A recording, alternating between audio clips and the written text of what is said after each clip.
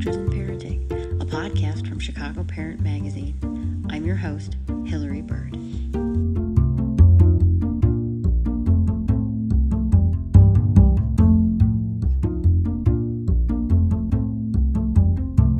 Hi, today we're talking to Jacqueline Rhew, a clinical consultant and liaison at Alexian Brothers AMITA Behavioral Health Hospital. She works with children and adolescents. She's also the co-founder for the Center for Emotional Wellness. Today we're talking about school anxiety.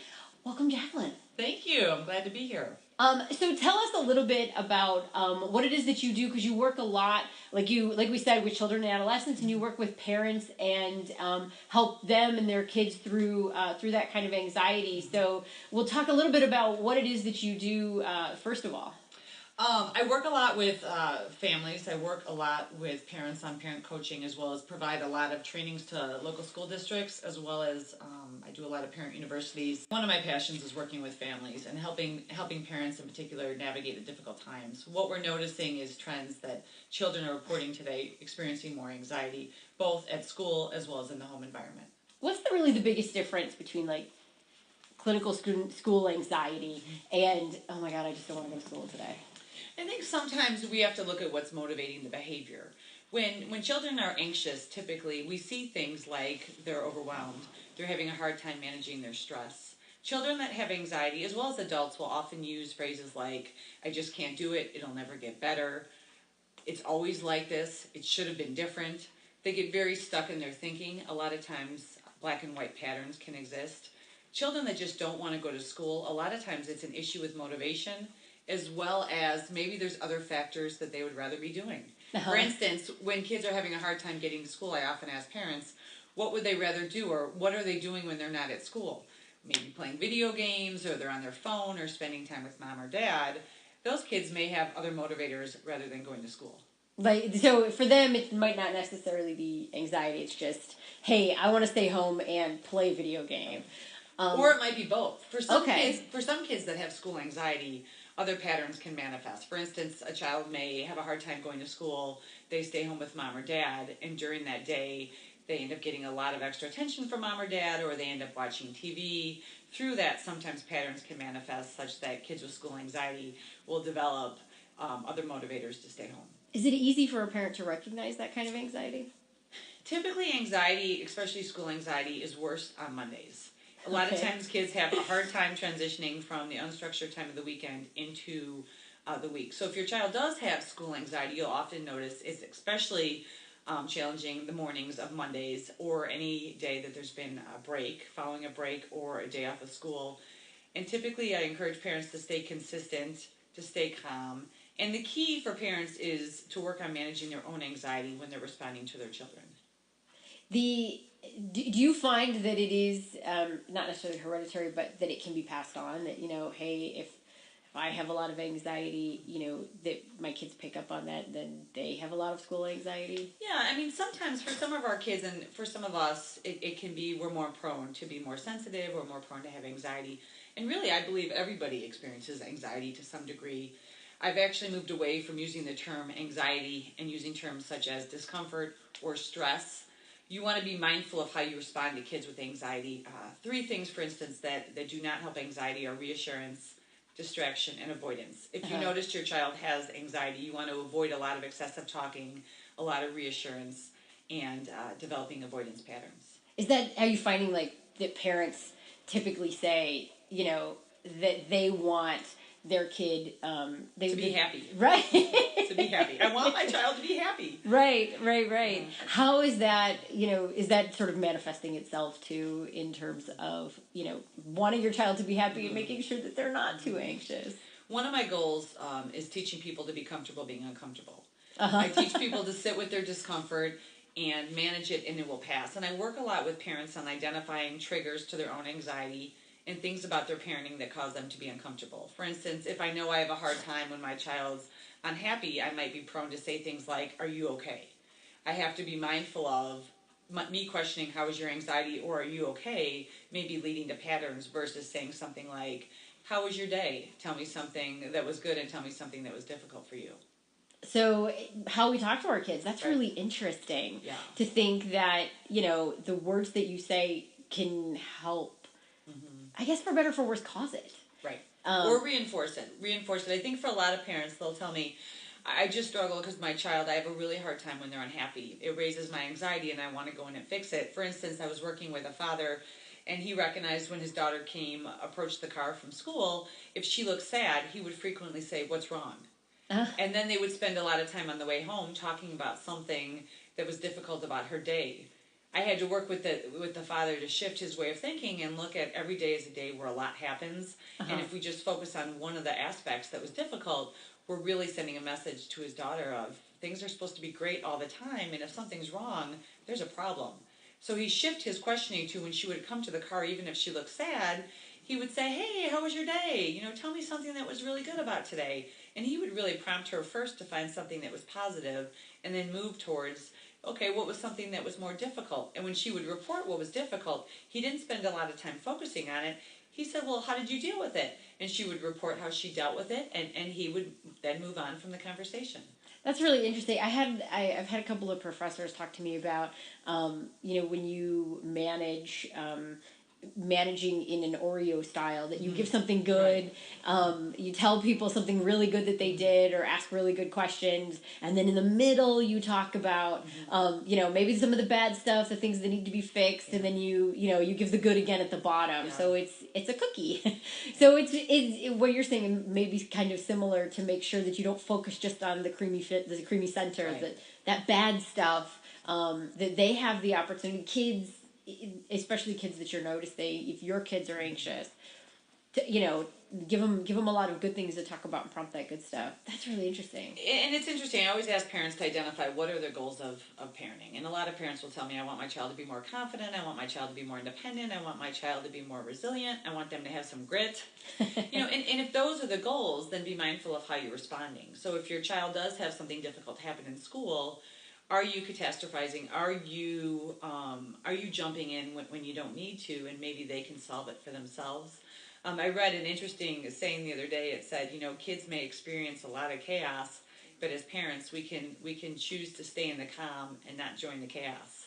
And I think sometimes we become so anxious and overwhelmed and worried that we rush in when really they can manage and move on. If you are a parent with your own anxiety, how do you work through making sure that you don't pass that along? That your kids feel a lot of happiness. I think for parents, and like I said, I ask them to identify what's difficult in their parenting. As a parent, what causes you to emotionally react? Is it when your child's unhappy? Is it when your child maybe is playing alone or doesn't have friends? Is it when your child starts to struggle? Recognize those things in your parenting that cause you to emotionally react, and start to be in tune to those reactions. I often ask parents, do you ever find it helpful to scream at your child? We laugh. Do you ever find it helpful to get into a power struggle with them? And when we're in that rational mindset, we can identify that's not helpful. But when anxiety and worry takes over, what happens is a lot of times we emotionally react. We do a lot of talking and a lot of reassurance, and we want to protect our kids. But ultimately, that can create reinforced patterns that aren't healthy. Is that tough? Because, like you said, you want to talk to your kid about it, but because you don't want to avoid it, and you don't want them to feel like, oh, well, you're not even noticing my anxiety. But in some ways, is it maybe better to not overreact to it, or not react too much? Well, I use the analogy of the airplane a lot. If you're on an airplane and there's a lot of turbulence, who are you going to look to assess the situation? And most parents will say, I'm going to look at a flight attendant. And if you look to the flight attendant, how do you want them to appear? You want them to appear, you don't want them running up and down the aisle, hugging you and giving you a lot of extra cookies, and because then you're going to say, oh my gosh, something's really wrong in this environment. You want them to be calm and cool and collected, and then it kind of gives you a sense of safety. For a lot of my parents, I really work with them on staying calm, and depending on the child's age, I will have parents say to the child, I really care about you, but I want you to learn to be more confident. So when you are at school and you're having a hard time, I want you to learn that you can work with your teacher on this. So I'm not gonna keep asking you if you're okay. And in fact, I think sometimes, and I tend to use a more solution-focused approach. I will ask people, tell me something that went well today, or tell me, a time that you were anxious and you really worked through it on your own. and how were you able to do that versus focusing on the time where they really struggled? Do you find that's really easy for parents to recognize that kind of anxiety in their kids, or is it something that can manifest itself over even a year or a whole school year, and then hey, everything's great during summer break, and then you come back and it's back, or is it pretty easy to recognize right away? I think it's hard. A lot of the kids I work with have also medical symptoms, somatic symptoms. So for a lot of the kids, especially the younger ones, they have stomach aches and they have headaches. Some kids experience even constipation.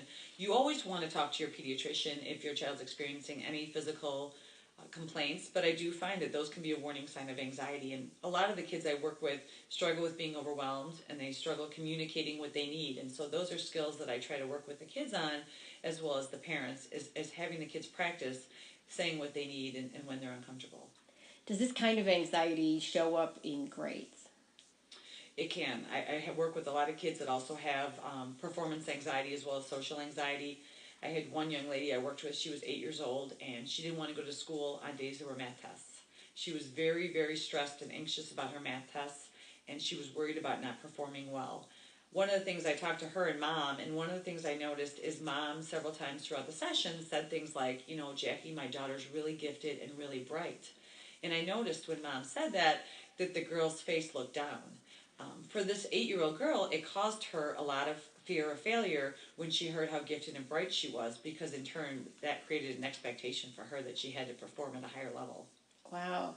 You hear that a lot, that psychologists are recommending not to label your kids, as if you have multiple children, don't label this kid as the picky eater. Or shy. Or this is my daughter Julie, she's shy. Right, right, because they sort of tend to really manifest that and feel like, well, I'm shy because Mom says I'm shy or Dad says I'm shy. And so, the same thing whether you, say, okay, well, this is our dancer and this is our tomboy. It's, there's that expectation then that the tomboy can't become a dancer, even if, she wants to get into jazz dance. Right. I imagine, it becomes the same thing when you think it's a great idea to tell everybody how gifted your kids are, but they hear you, and they hear themselves being labeled as that, and they wonder, hey, what happens if I'm not?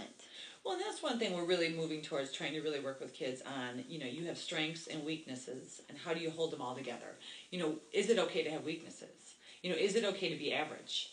And for a lot of our kids, they're average. And that's okay, because everyone has things that they're really going to excel in, and everyone has things that they're going to struggle with.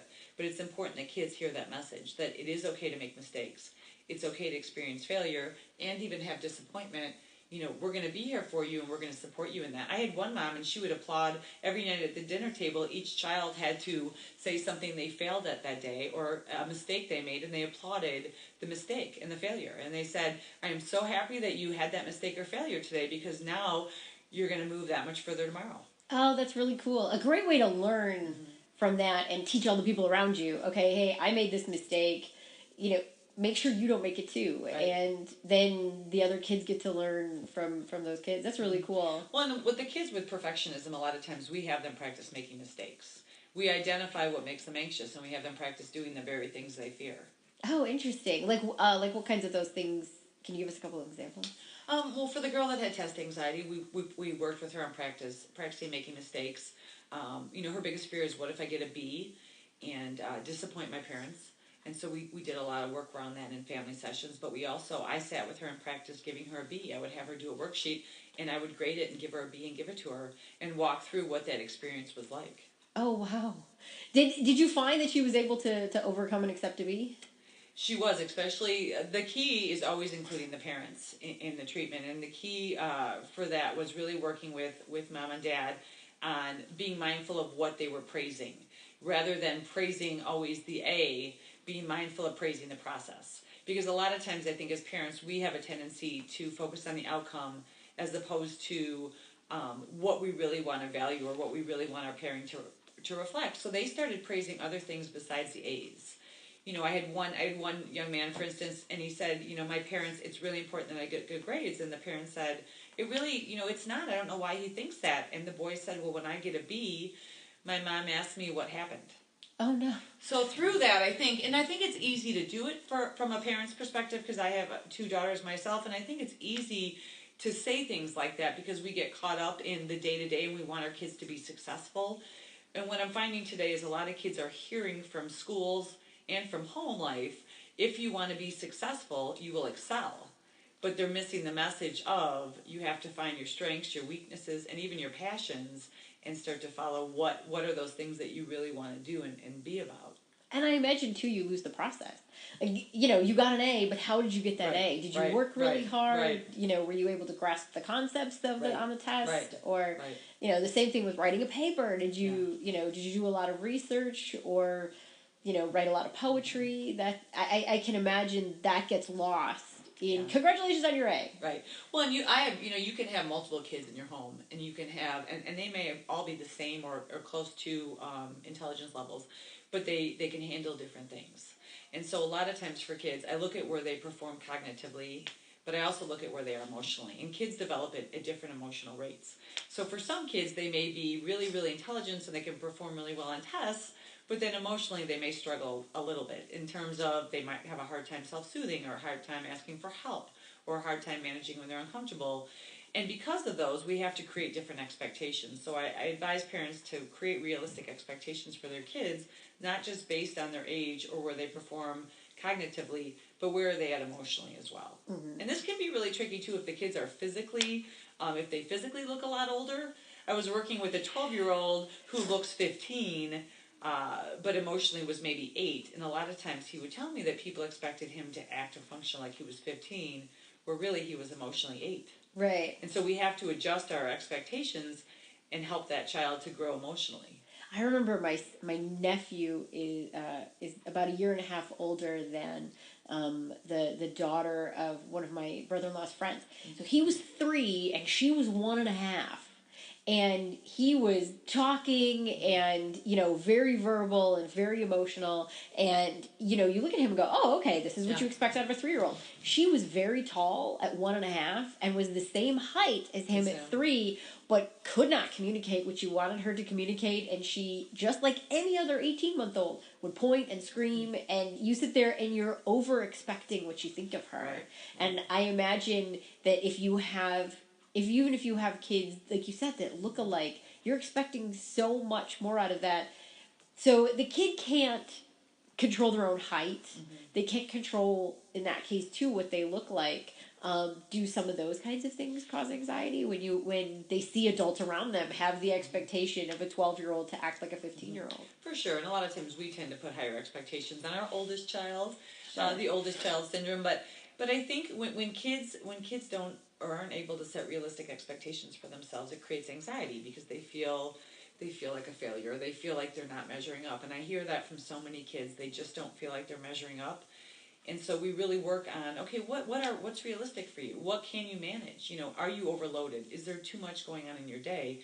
You know, kids need downtime. They need to learn to experience downtime to be okay with it.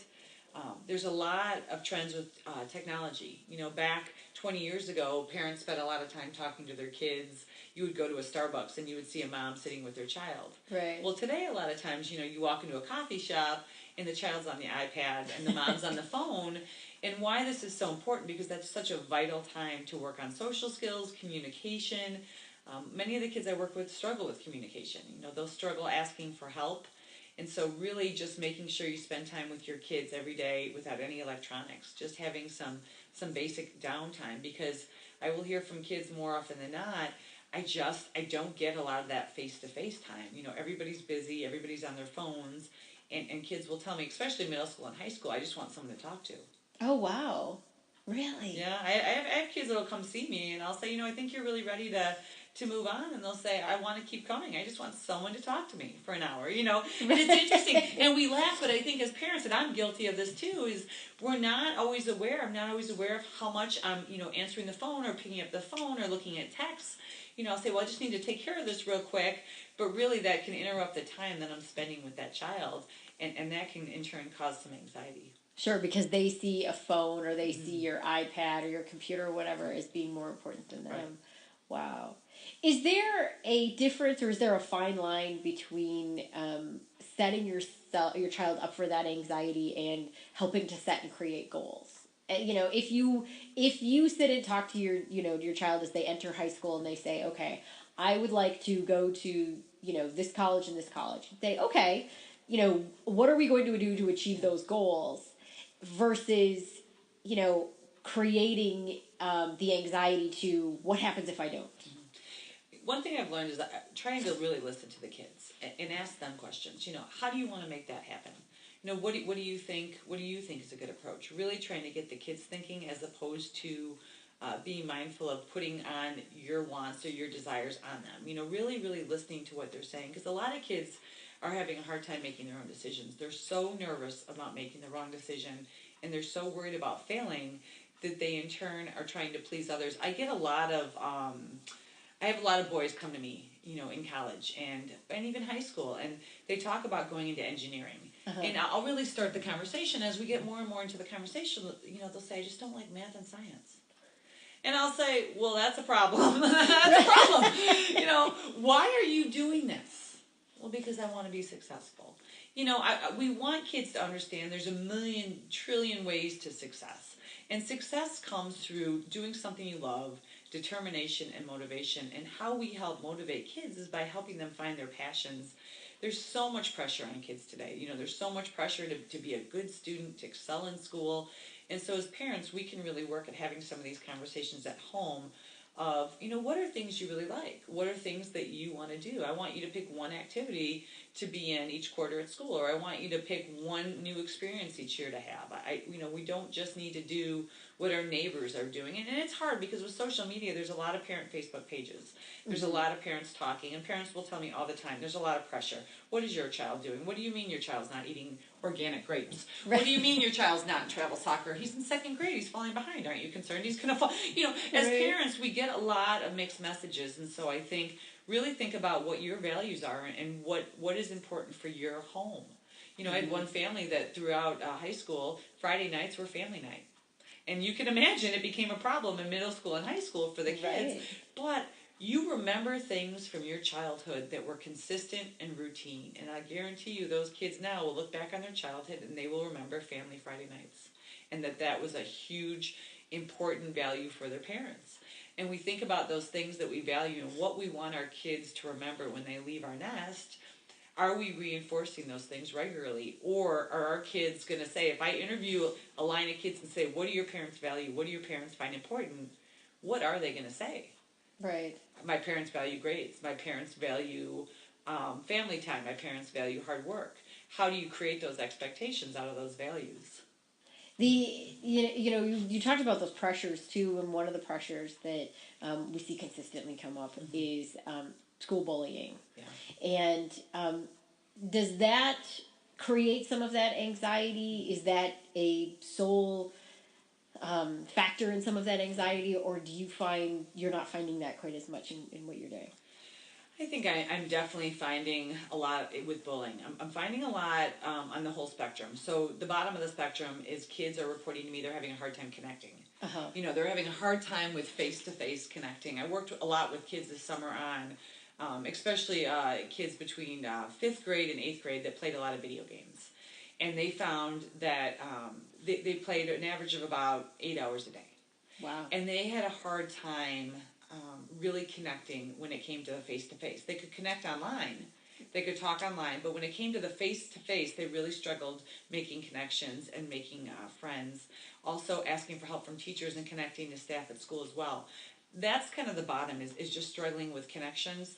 But then there's also an issue with bullying. And bullying is something that I take very seriously. And I think, bullying that goes on can really lead to anxiety. It can lead to things as depression, PTSD, if it goes on. So we really, really try to take bullying seriously. And I know I'm working with several schools in the area to make safer classrooms and make it more and easily more accessible to be able to anonymously let people know what's going on.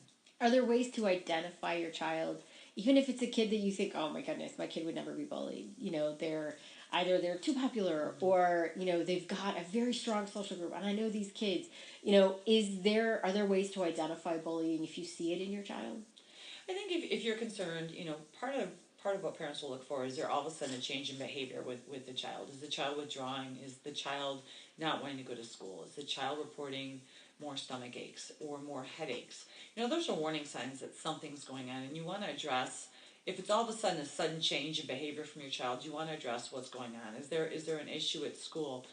Just like we talked about anxiety, you don't want to rush in and overreact. You don't want to freak your child out per se. You want to stay calm, and you want to be able to talk to the child and really talk to the child about what bullying is. What is bullying, and what are appropriate peer responses. Because some kids are just so ashamed and they're so embarrassed about the bullying that they don't want to tell anyone, and they don't want someone to think that they don't have any friends, or they don't want to fear that they've done something wrong, or that maybe something's wrong with them.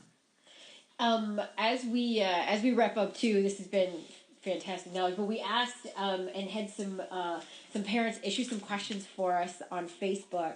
One says, "My daughter is a perfectionist. If she gets one answer wrong, she gets hysterical and can't finish her work. How can I help her with this type of anxiety?"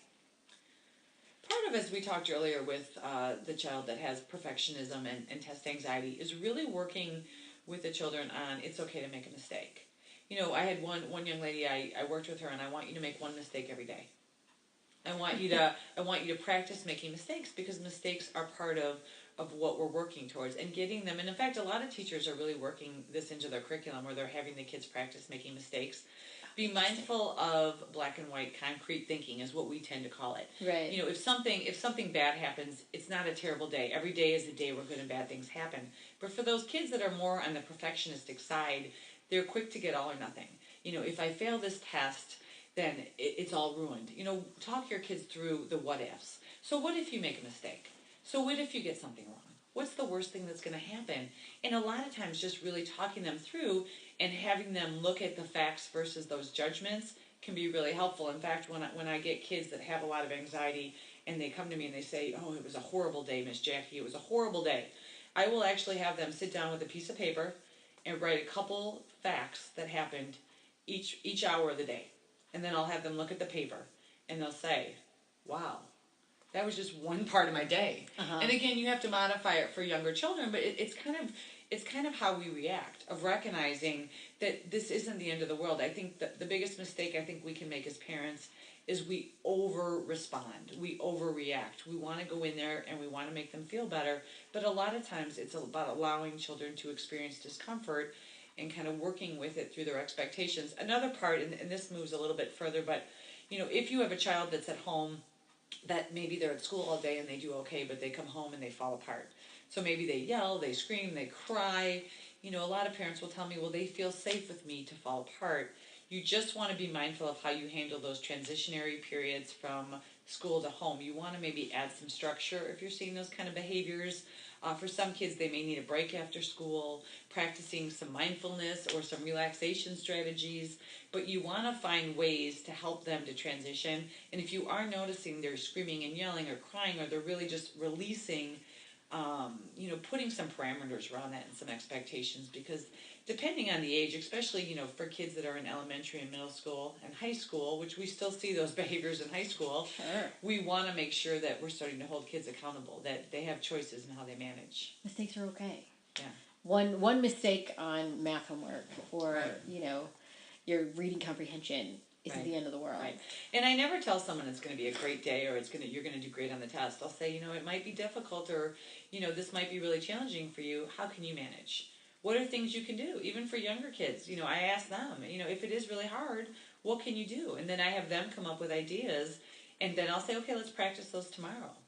Some kids will keep little notebooks. Every time something's hard for them, they write it down, and then they write down what they did to solve the problem. And then next time they have a problem, I have them go back and look at the book. Well, how did you solve it last time? Kids a lot of times, they gain confidence through doing things that are difficult for them. Mm-hmm. I can keep kids comfortable all day long, but they're not going to experience emotional growth. We don't experience emotional growth until we learn to do those things out of our comfort zone. Oh, sure. Another mom asks, how would you talk your child through anxiety? I know an exercise where you name your worries, like blowing up a balloon, and then you release it. Are there other good exercises? Is talking your kid through anxiety a good idea? I love that exercise. I think that exercise is really creative. You know, the one thing you don't want to do when somebody's in an anxious state or an emotional state is you don't want to do a lot of talking with them. You want to avoid talking. You want to cue your child. It looks like you're really upset right now, or it looks like you're really anxious. Let's take a couple minutes and let's calm down before we begin talking. Let's take some breaths. You know, let's use some grounding exercises. One, for example, we use is we'll tap into our five senses. What do we see? What do we hear? What do we smell? What do we touch? What do we taste? But really getting them to come down a little bit before you talk. Now, some kids will get upset by this. You know, some parents will tell me they follow me around the house and they won't let me go. And, you know, part of that is a behavior. You know, recognizing we have anxiety, but we also, there's a lot of behaviors that parents will excuse because the children are anxious. And you still want to hold kids to how they manage their anxiety. You know, just because you're anxious doesn't mean you can scream or yell or run away.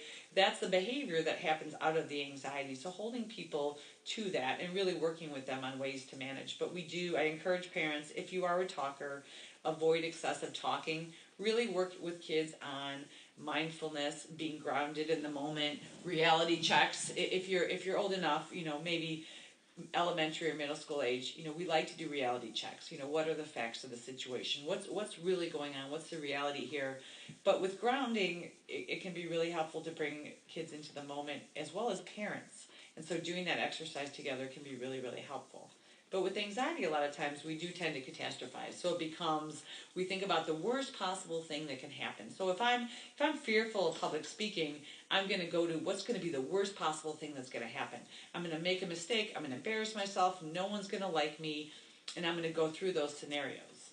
The only way for me to really overcome my fear of public speaking is to public speak over and over again until I can learn that I can manage it.